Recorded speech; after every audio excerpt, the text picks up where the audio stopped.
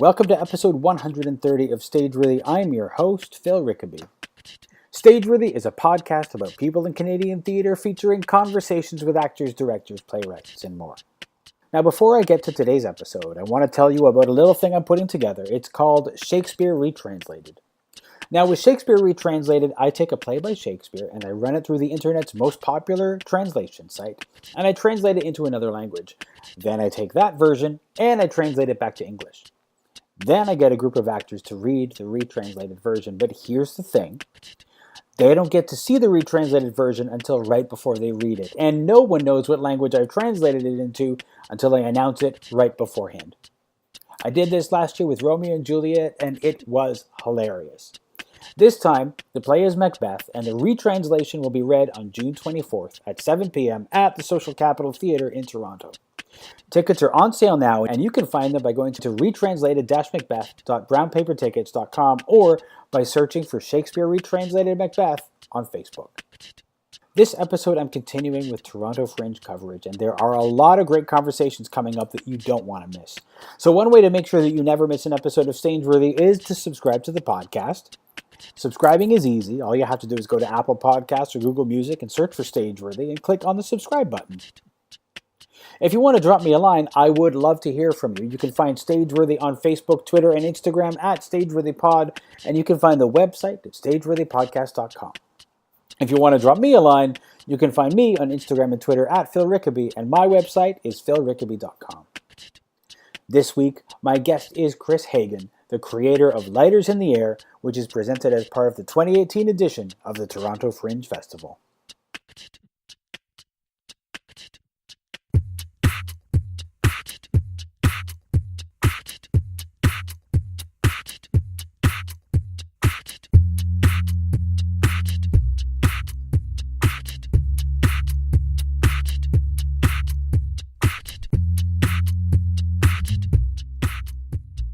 So the show is, we're just going to jump right in.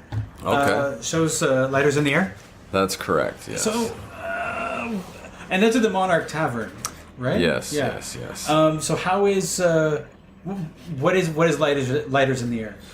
Well, it's a show. There you go. That's it. Is that 55 minutes yet? That's all we need. No, okay. that's good. It's good. I guess we can... Yeah, it's going to be sort of a dramatic indie musical, I guess you'd say. I've sort of gone, back and forth between how to exactly classify it because people think musical theater, it's a certain style, but I'm kind of going for a little different than that. I mean, it started off more with my songs, which are sort of, singer-songwriters, some alt-rock. Yeah. And then I'm like, well, these songs are sitting here. I've written almost 200 songs, and I'm focused more on acting, I'm focused more on, writing fiction or drama, and it's like, I want to get these songs out there, I want to be playing music live, but I'm not in that scene, right? So I thought, well, I want to try to work this into something. So originally it started off as a TV pilot. Okay. And then it became a feature film script. And then I was like, okay, these are things, but these are things that cost a lot of money and take a lot of time and resources. So can I do something live and just start kicking it off somehow and putting it out there? And I thought, well, the Fringe Festival is an idea. Yeah. Site specific's an idea. Yeah. Put it in a bar because a lot of it takes place in a bar. So, then it just started to turn around in my head, and then I eventually adapted it into a live musical. Yeah. What was the original concept for like what was it originally about, and how did that change as it developed into something live? Originally, and I mean, I still might want to do something with the TV pilot style or the feature film script, but originally it just, if I can remember that far back, a few years ago when I first was writing it, and I was just like, well, it'd be kind of cool to have a TV show, like I guess like Glee is a musical type TV show, but this would be like sort of like just the indie music scene, like the Toronto music scene, dive bars and that kind of thing. Buskers, that sort of world. Try to capture it fairly authentically, so it doesn't have that extra the whimsical nature of musical theater, and then so just like each episode would have an original song, like a full song, and then maybe some taste of other songs. So you have a 23-minute show. Sure. You have like one full original song that takes place in the bar, and then the rest of it is just like the world around it. So just sort of, I'm kind of moving puzzle pieces in my mind of how to adapt it.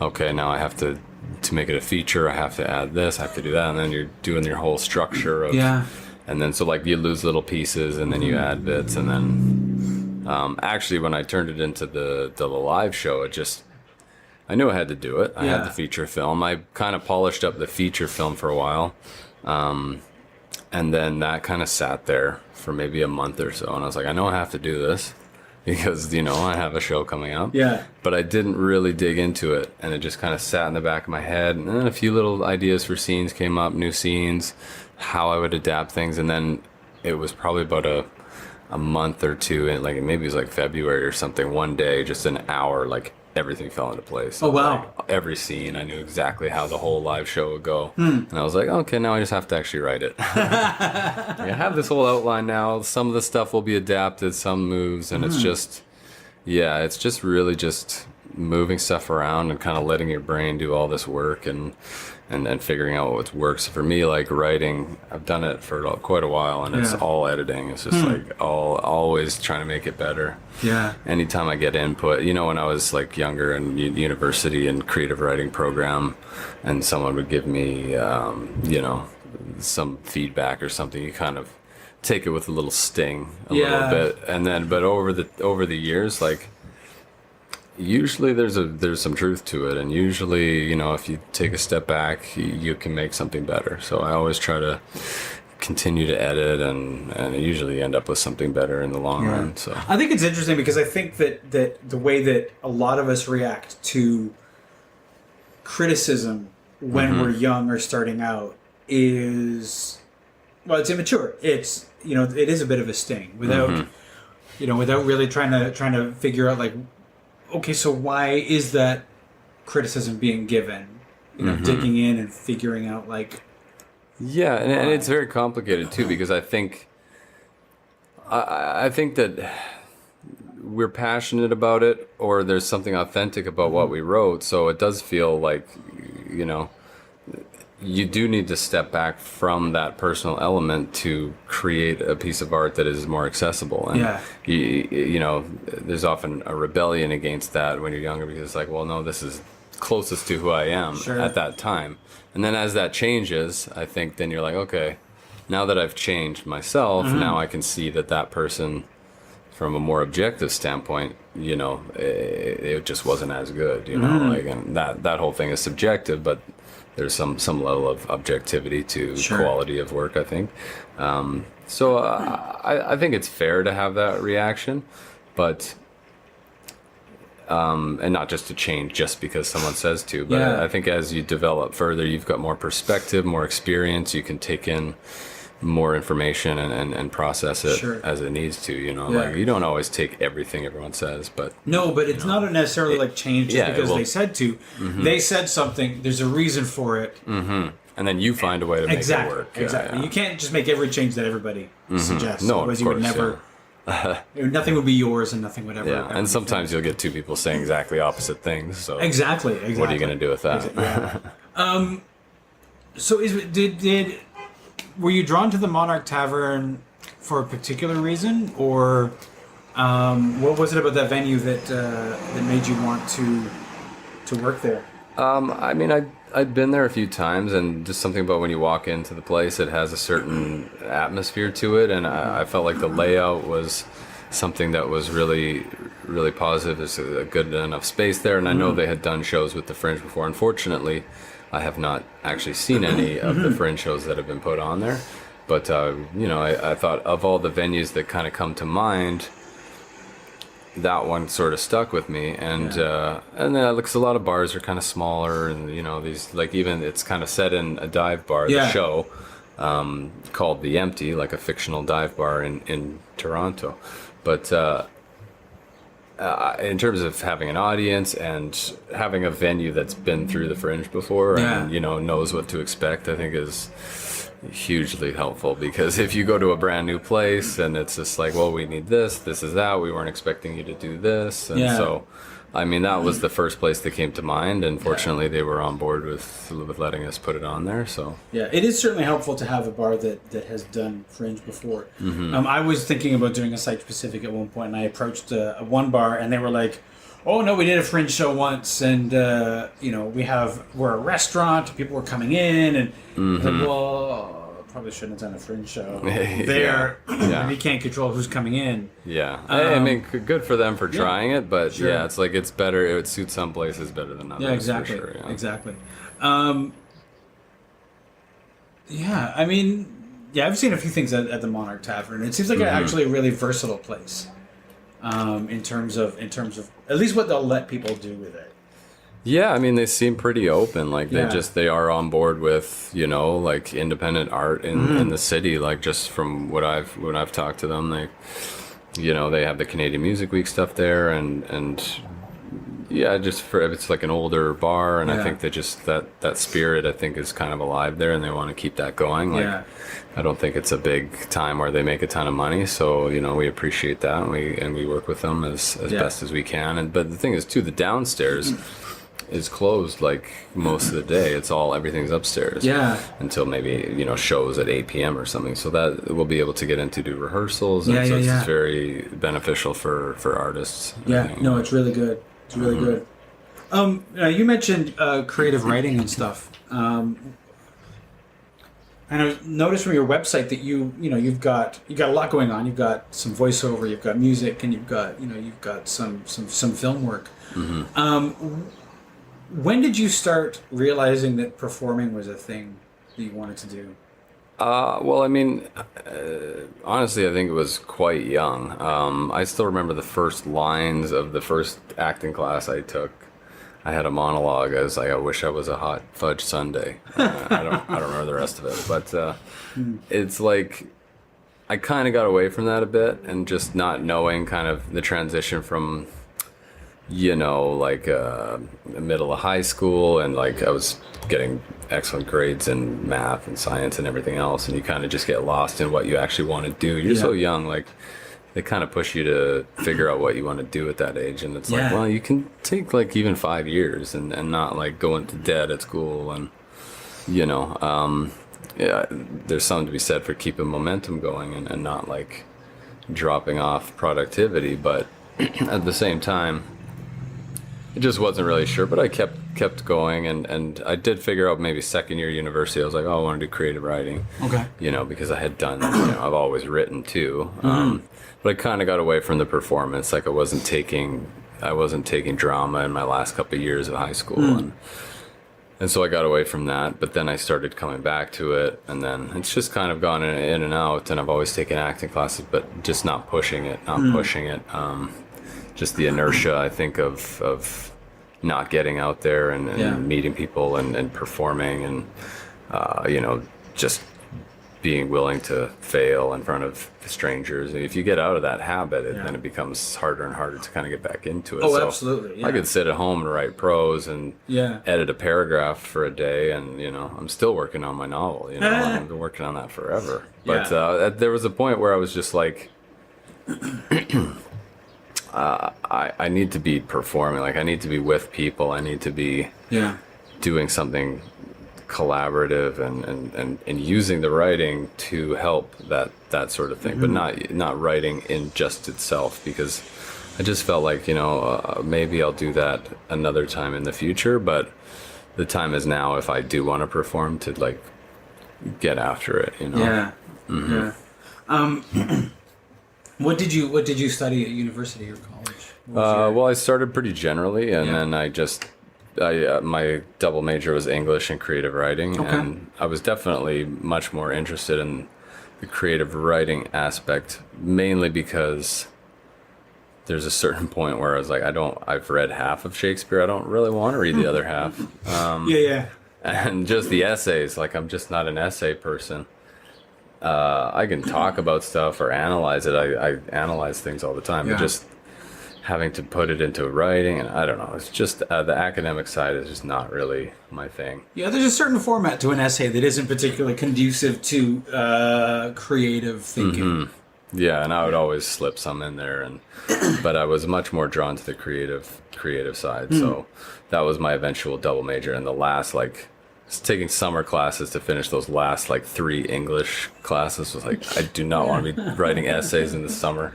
It's craziness. Yeah. Well, but I got through it. So. Were you always doing music? Well, that's another one. Like, that's one of those things where I've super been drawn to it. It's like that typical actor, thing where it's like, oh, I want to be a rock star. Yeah. But so I've always dabbled with it. I've always like written parts of songs, and that was kind of the same thing. Like, part of you do it long enough, and part of you just says, look, if you're gonna do this, like, take it seriously. Yeah. And I'm like, okay, you have 8,000 parts of songs. Have you ever finished a song? Have you ever finished writing a song? I was like, now what you're going to do is you're going to finish writing a song. It doesn't have to be good. It just has to be complete. Right. So then you got your verse, your chorus, your verse, your chorus, your verse, whatever, bridge, done. Yeah. You can always come back, rewrite the chorus, rewrite the bridge, rewrite verses, rewrite lyrics.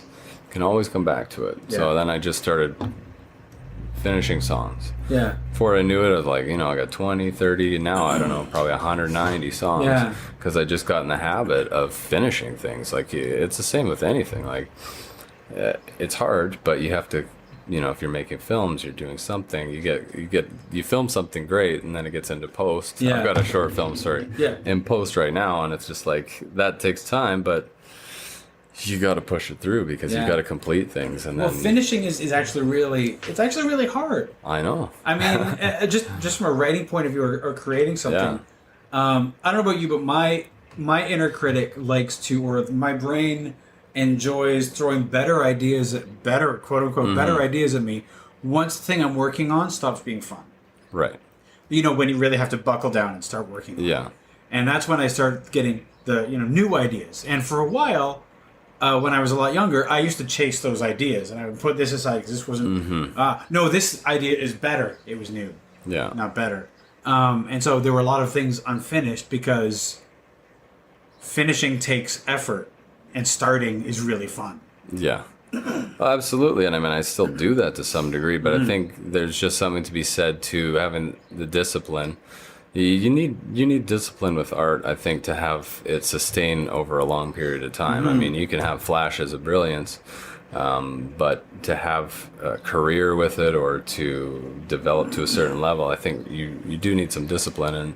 And like I said, it doesn't need to be finished. Like, my novel is not finished, but it's complete. Like, the whole novel's there. So then you just have a better idea of what you're working with, and you can go back to it and say, like, okay. Whereas if you stop halfway through, then you're just like, it's just the unknown of, like, how much longer is it going to be or where is it going to go. But when you have something complete, you can more easily edit it. You can more easily work it. And the same thing if I'm working with musicians and, I've jammed with musicians and it's just like, I bring full songs complete, because if you go and you just jam, you just end up with nothing. Sure, it was fun. Yeah. But the time goes by and you're just noodling and you're not coming up with anything concrete. What are we going to record in 3 months? Yes. I don't know. We got like this part and that part. And it's similar to a lot of different art forms, I find. Actors can be the same way. It's just, acting is something you can do without practicing, right? Yes, like you can't play guitar well unless you practice. You can't dance unless you practice, whereas acting, you can do it. So it's less likely for actors to actually practice it because technically you can do it. You just have to say the lines. Yeah. But to get good at it, you should have some disciplined practice, I think, as well. Yeah. In some form or other. I mean, it's a muscle. Like, creativity is a muscle, and you have to work it. Otherwise it gets, stiff. And, an actor who hasn't worked for a while or hasn't practiced for a while it will take them some time to work that muscle again. Whereas an actor who's been practicing will be able to jump into it a little more easily. And they don't even notice because you've just been doing it. It's just you've just gotten better without even noticing a lot of times. Yeah. I do find the same thing with writing. Like, it's, you can, like, once you start writing, you write more. And once you and I think that's the way it is with a lot of creativity. Once you keep doing it, you become a little more prolific. Yeah, and well, I think your subconscious mind like provides a lot of answers based on that experience and that muscle being worked. If you're editing something, where do those lines come from? The new line. It's like, well, this line's not working. Where does that new line come from? Like, you're not necessarily consciously, it's partly conscious, partly subconscious, where those quick responses and those quick changes that kind of happen so quickly because it's that muscle that just kind of, if you're at the gym, the muscle knows what to do without you doing it, because you've done it enough. Similar thing, Absolutely. In terms of Lighters in the Air, this isn't your first play that you've put on, or is this like your first live theater thing that you've produced? In terms of production, okay, I've done things before, but in terms of actually, I've written plays in university and stuff, but actually producing anything, I did Second City Conservatory. Okay.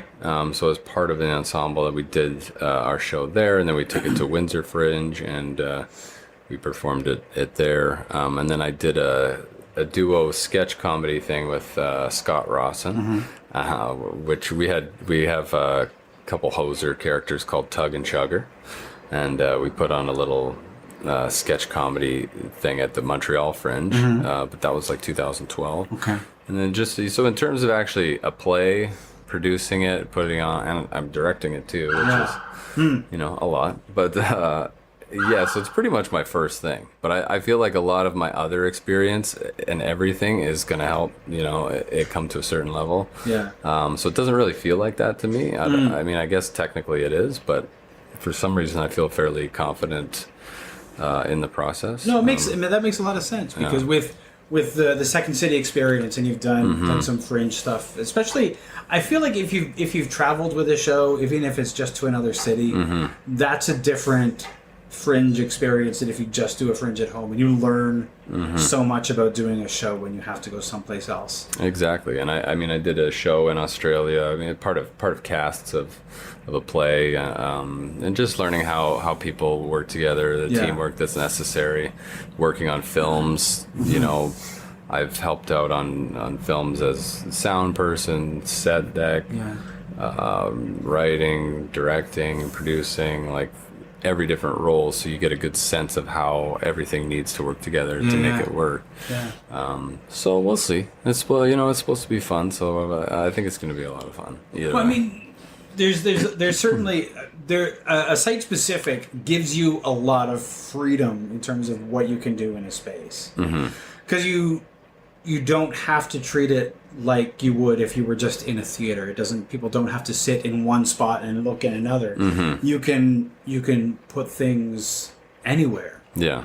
And so you're not like slave to certain expectations of years of history, and you can be a little more creative, and it does feel a bit more like a film too, because you're placing it in the real situation. Yes. So it's kind of like, as we were in there working on it, I'm kind of blocking it like like we were doing a film. Yeah. So and then we'll have live music, some rock stuff, some singer-songwriter, so that being in that venue, that music venue, I think will give that the authenticity too. And I'm really optimistic that it's going to be a really good show.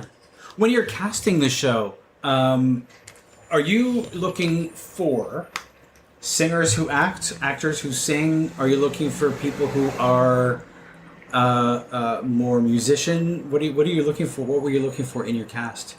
Well, my goal was to find singers, musicians who perform as musicians. I feel like Toronto's so full of talent, it's just kind of getting the word out about your show enough that you find people who do both very well. And there are people who do both very well, as well as, a lot of musical theater types, which is maybe not really the style we're going for, but there are musical theater graduates, that I saw that, they do the musical theater, but they also sing, other styles very, very well. So, I mean, the goal was to find great. I'm going for more of a natural style with it. So, like good natural actors, and a bit of film style acting, and mixed with has to be theatrical because it has to be we're going to be live and all that. Yeah. So, really, I was just looking for someone who could do it all. But definitely that true live performance. People who've played open mics, people who. Like one of my performers is Taylor Whittaker. He was in the band UK, and they played a ton, and they kind of, I guess they've stopped playing as UK, but he still does his own music. So he's played like all the bars in Toronto, and he's also an actor, and he's in on TV. He's in Crawford, which is going to be on CBC in mid-June, and so just somebody who like that who's got that acting background, but also has been out there playing music. So someone like that was a great find for me. I actually knew him before, so it was great that he came on board. Nice. Yeah. I want to actually jump back to the Second City Conservatory, because that just sort of was thrown out there. But I'm curious about what drew you to Second City, what drew you to the improv world. When you were mostly writing and maybe doing some music before.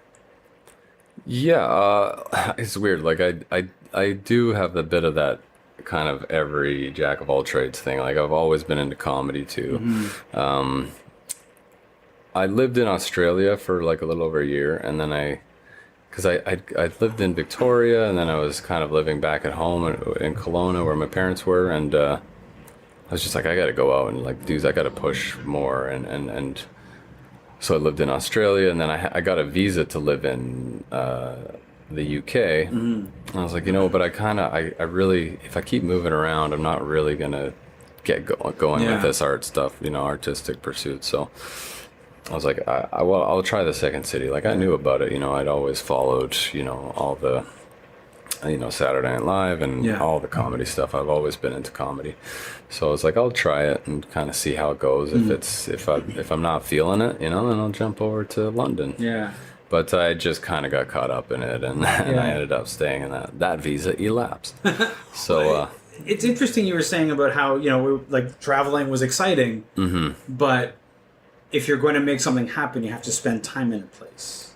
Oh yeah. I mean, it takes so much time, and that's the issue with being a jack of all trades type is like I want to be in the music scene, but I don't know people, and it takes longer than just even doing a few shows or meeting a few people. Like it takes, I've started to make more progress in film and television, and that's taken years of non-union and workshops and meeting different people and making my own stuff, connecting other people to work together, and then getting one agent, getting another agent, and just keeping at it. And so it does take time, and that's even just one discipline within art, whereas if you're looking at all of it, then it's even more. But if you're moving around, then it's like, oh, now I have to get a new agent, now I have to meet new people again, and so it makes it difficult. I think it's pretty important to be in a place and really just immerse yourself in the idea and just go for it, I think a lot of people take that kind of thing for granted. I mean, most people are not moving around, but they don't consider how much work it takes to get things going, and the fantasies that we see in the media about what the artistic life is don't really prepare you for that. And I think there are few schools that really prepare you for how much work it actually is to make things happen. Well, especially because a lot of that work is by necessity kind of on the side, because like you have to work your day jobs and you have your other life and you have to sleep and all these things that come up, you have to deal with all those things, and then you have to do this as well. And I mean, I grew up in like a really small town in British Columbia called Rossland, and there's maybe 3,500 people there. So it's so small that even just thinking of stuff happening somewhere else is like this other world, you know? Sure. So even from there, it's even more difficult because you have to like move somewhere and you have to believe that you can become part of this huge thing. Yeah. And so it takes a lot of effort for people in that situation. And then once you start to see things happen from that perspective, I think then you start to realize what it takes because you've been somewhere where it's not happening at all. And then you start to see success or progress. And then you start to realize that it's possible. And then you don't take it for granted as much because you've seen the change already, you know? Yeah. You've seen results, and that can kind of motivate you, I think. And I've just never been the type of person who ever can see myself stopping doing this type of thing. Like Yeah. I don't think I'm capable of it. Like there's something wrong with me, you know? Which is fine. But I wish I could, but no, I just don't. There's a point where I think you just kind of give in to who you are, you know, and you're like, this is just who I am. I think you have to. Yeah. I think you have to. When you were growing up in this small town of Rossland, were you exposed to? Did you get to see any theater? Did you see like what were the arts that you were exposed to as a child? Yeah, there was a small like artistic community there, and we had a great drama teacher, and there's certainly a strong belief in the importance of it. And in like grade 8 and stuff, we would go on these drama trips to Vancouver, and we'd go see. And it was quite formative because you catch the bug. Like, we went and watched improv and watched, I can't remember the name of some of these things now, but, just stuff on Granville Island or whatever it was. And we would go to see plays and improv and sketch comedy or whatever it was. And just being in the big city and seeing all that, like, it became very... seductive, I guess, in terms of a lifestyle and a scene that was apart from this beautiful small town, but it certainly sticks with you, I think, on some level. Was it when? I mean, you talked about when you were thinking about going to university that you were not thinking about say like theater or anything like that at the time. Was that just something that was not encouraged, or was that because I know for me when I was in high school and my guidance teacher or the guidance counselor was like, all right, so you have to start thinking about college or university, what is it that you want to do? And I said I want to do theater, and they went then they didn't know what to suggest from there. Was there anything like that? No, I mean, nothing like that. I mean, I can't honestly say if I brought it up. I know my drama teacher was very encouraging of doing that type of thing. In a general sense, like I just didn't really know. You're in such a small place, and you don't know what these careers are, these jobs are. Like I had, like the highest marks in my class, like in everything, right? So it was like, more likely they're going to push you towards, science and math. Sure. And because you could be a doctor, you could be this, you could do that. Those are just more obvious things. And the path to any artistic success is so vague. And you're just kind of guessing what you have to do to even get there. So I wouldn't say it was discouraged, but it just wasn't really put on the radar in such a way that was encouraged. In any real way, I guess. I mean, it's hard to know. I mean, did any of those academic things really appeal to you, aside from the creative writing aspect? They still appeal to me. Like I'm interested in everything. Like I like a little bit of everything. But in terms of, for me, it's just to pursue one significantly, and kind of leaving the other behind. Like, I'm more likely to leave that behind. I couldn't see myself leaving behind writing and acting and music. So in terms of a career or like a life pursuit, like if I feel that maybe I've only got one of these lives, what will I want to have done? maybe not, like, science type stuff Yeah. but I love that stuff, like finding out about the new technologies and like cures for things. I think it's all amazing, and I'm so interested in it all, but it's like I'll be interested for a bit and then I'm on to the next thing, and Sure.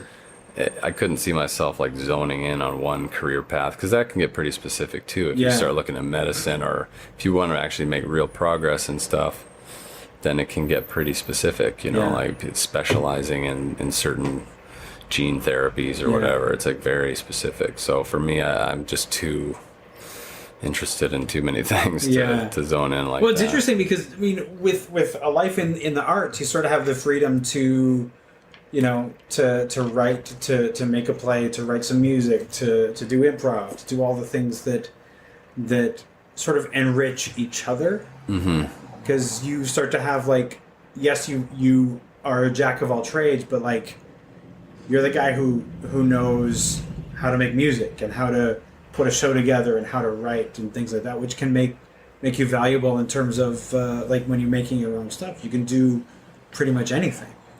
Yeah, I mean, it takes time to develop all those things. Nobody too. develops those things overnight. Yeah, so, but having those interests, I think, can and for a while it was a bit of a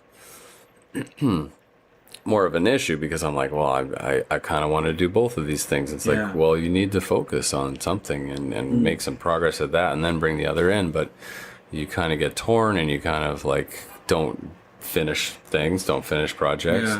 So, there's something to be said for kind of picking one for a while maybe and like, writing an album or getting your band to a certain level and then going into film and then bringing in your music into the film. But yeah, like developing all those streams. I think nowadays when people are making their own work, it can be really valuable because, and then I edit my own stuff and, edit music and like just learning. Technical stuff's not my favorite, but by necessity, I kind of learn how to do it all. Sure, yeah. And then just being able to do a bit of everything, I think, it kind of helps a lot. Yeah. When you were just like when you would focus on a thing for a while, how focused did you get on it? Like when you were deciding that you were going to learn how to make music, was it guitar? Did you study music theory? What did you do to learn that? Well, no, I'm not a great musician. Like I'm a decent guitar player. I mean, I got okay for a bit, but for me, it's the story, it's the lyrics, it's the writing, that's really my core strength is the writing, like the words. So for me, it was just like that was the core, was just writing the novel. I spent a lot of time just focused on that. Like I would spend some days editing. I would edit a whole day of my life. I'd spent editing like one paragraph, like it's like, wow, a whole day. But I get so particular, like with prose, which is probably why I like to avoid it, because I can't just sit by myself in front of a computer and just be that perfectionist. Whereas I can be a little, I could feel like I can be a little looser with other things. And then just started writing songs. I got really focused on that for a while, and I don't know.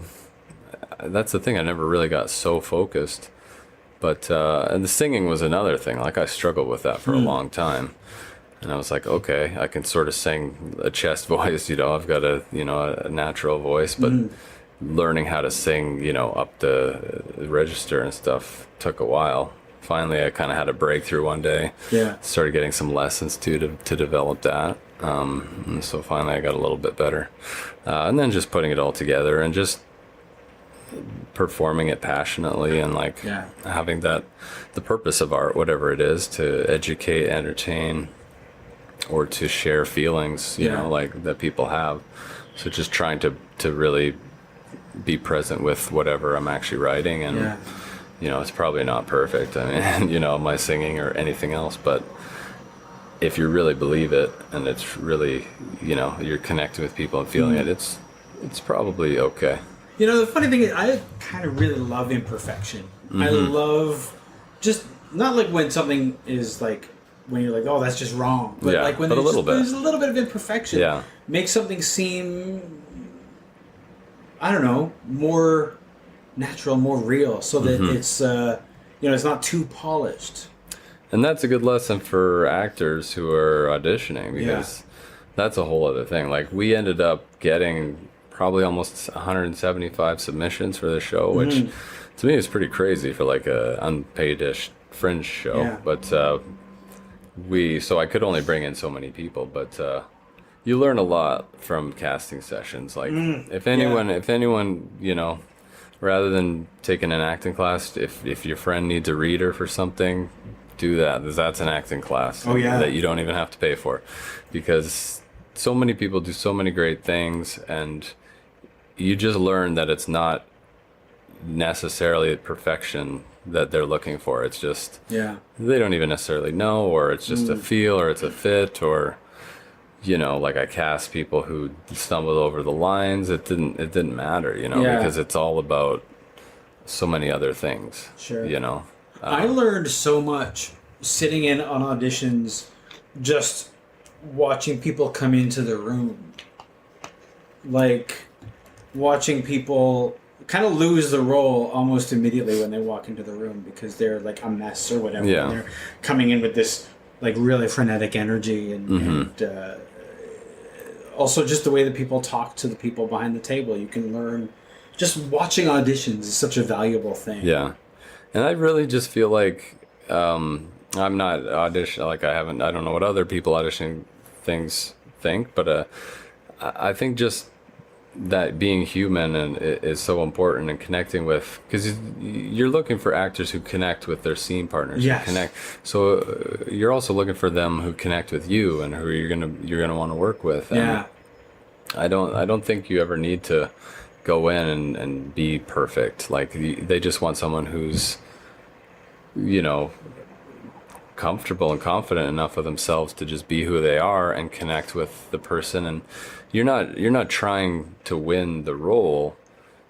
You're trying to offer what you have for it, and it's their role, like it's their show. And you know, I'll audition for something and I'll screw up, and I'll be like, oh, I screwed that up, but you weren't going to get it anyway, right? Yeah. Like, it's like, it doesn't matter, you know, how great your audition was.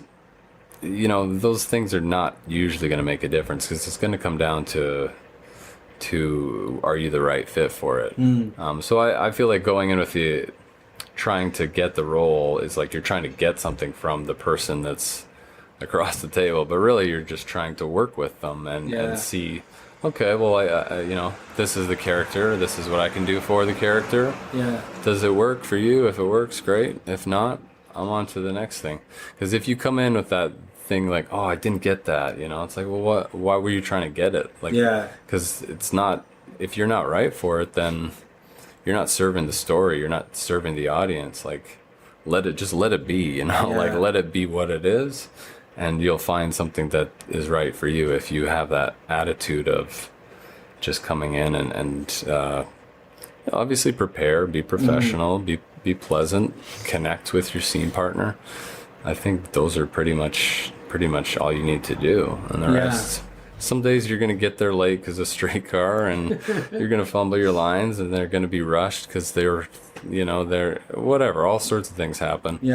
You just deal with it the best you can, adapt. If they give you direction, take the direction, and really listen to the direction, because usually if they're giving you direction, if it's the people who are casting it, like, and not just the casting director, but they want to see something specific from you for this role, that they're asking for that direction for a reason. I think, because they need to see if you can do that as well for what they're looking for. Well, I mean, it's an interesting thing, because if they're not going to give direction to somebody that they are not interested in.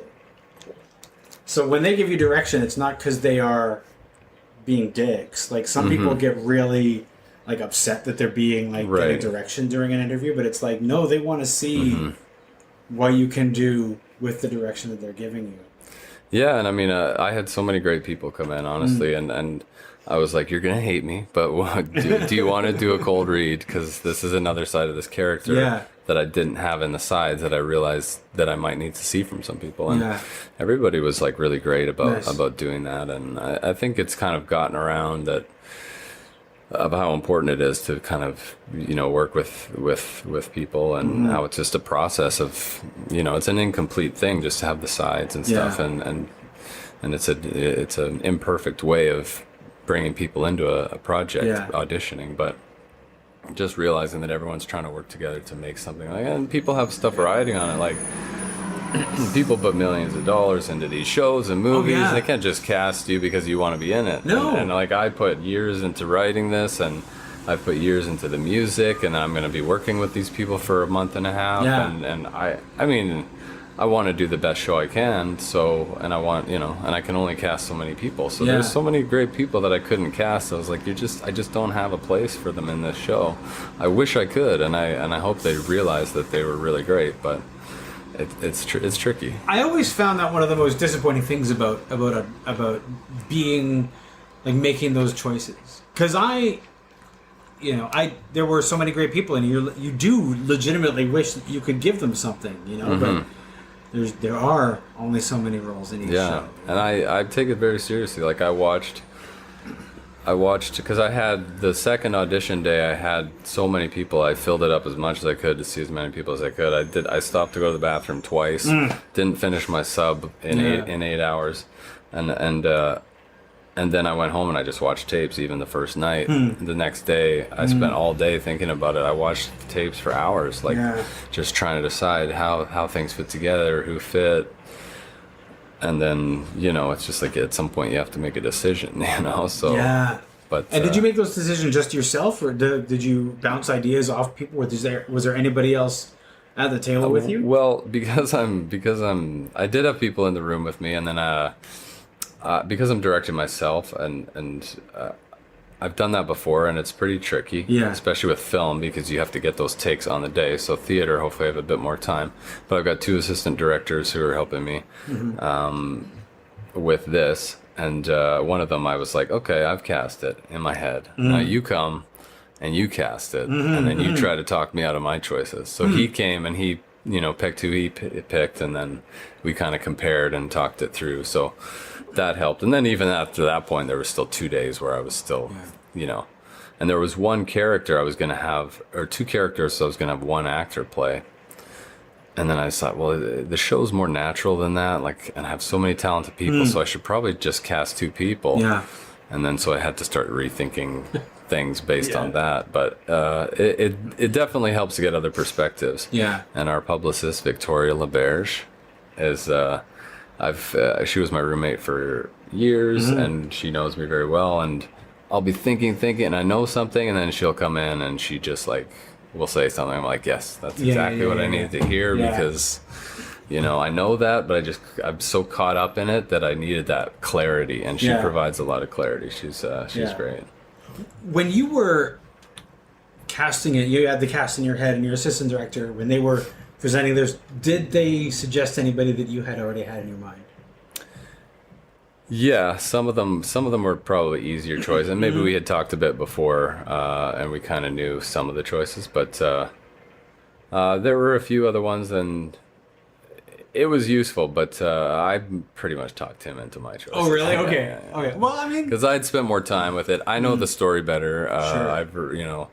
I kind of have this vision for it, and that's why I wanted to direct too, because I've spent so much time on it. I was like, do I really want to invite another vision at this point? Whereas if I can bring in other people with other perspectives, but not have them leading the whole thing. Yeah. Because I don't know.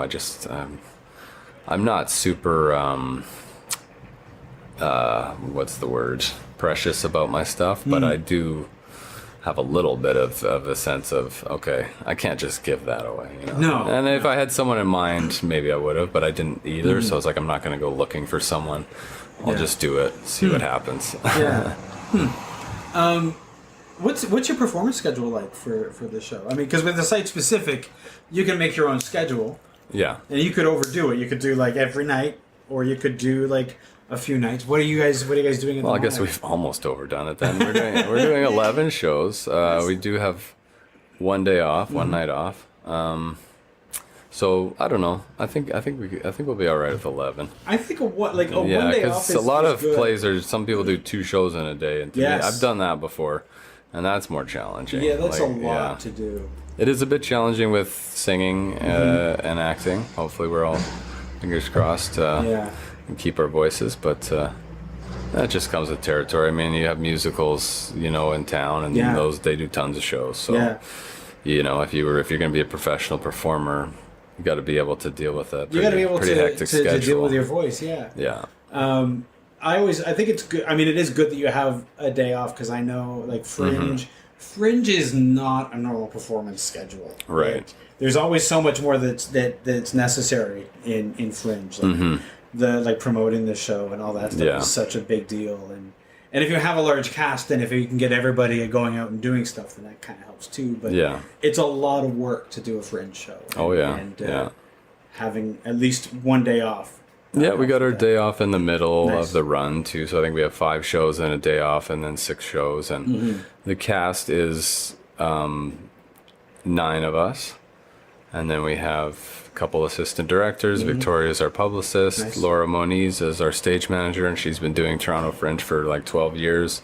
So having her perspective, she knows her shit. Yeah, I've worked with her. She knows her stuff. Yeah. And then we're also going to get like a kind of a house band to play on some of the songs as well. So it's going to be kind of a big give it a little bit of a backup, or like for the house band.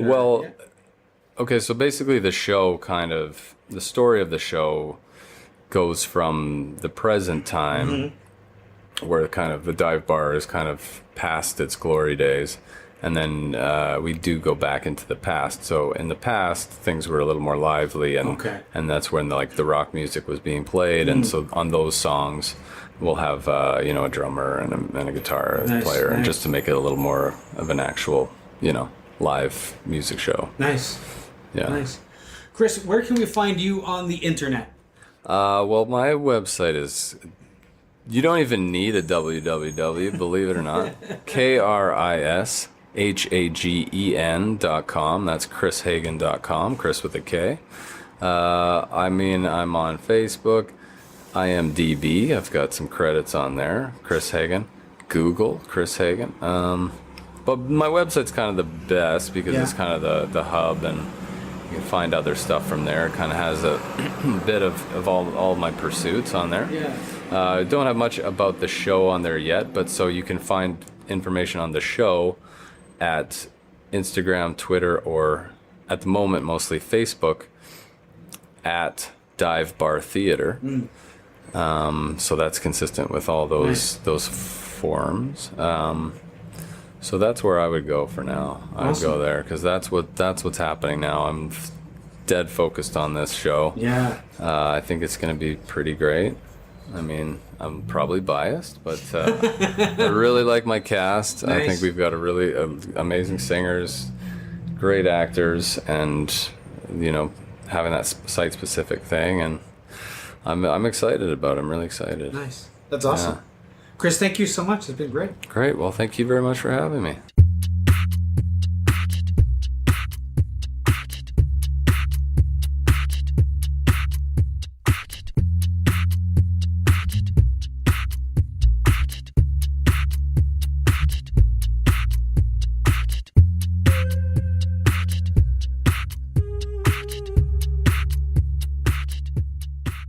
This has been a Homebody Productions production.